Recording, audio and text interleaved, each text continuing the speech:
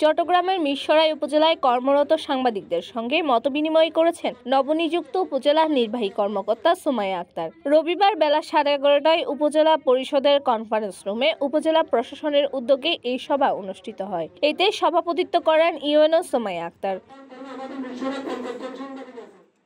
সবাই মিরসরাইয়ের বিভিন্ন সমস্যা ও সম্ভাবনার কথা তুলে ধরেন সাংবাদিকরা। বিশেষ করে স্বাস্থ্যসেবা, স্থানীয় উন্নয়ন ও নাগরিক সুবিধা সংক্রান্ত বিষয়ে তারা প্রশাসনের দৃষ্টি আকর্ষণ করেন এবং দ্রুত সমাধানের আহ্বান জানান। অনুষ্ঠানে উপজেলা কৃষি কর্মকর্তা প্রতাপ চন্দ্র রায়, যুব উন্নয়ন কর্মকর্তা মোহাম্মদ শাহ আলম সহ উপজেলায় কর্মরত বিভিন্ন গণমাধ্যমে সাংবাদিকরা উপস্থিত ছিলেন।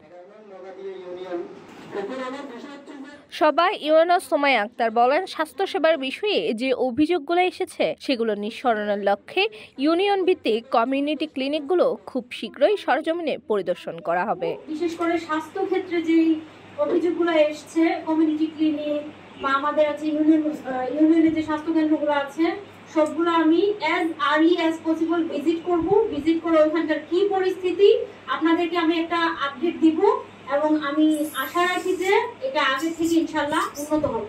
সভা শেষে সাংবাদিকদের আন্তরিক ধন্যবাদ জানিয়ে ইউএনও বলেন, প্রশাসনের কার্যক্রমে গণমাধ্যমের গঠনমূলক ভূমিকা অত্যন্ত গুরুত্বপূর্ণ। জাবেদ ভুঁইয়ার তথ্যচিত্রে মমি ভট্টাচার্য, সিটিজেন নিউজ, চট্টগ্রাম।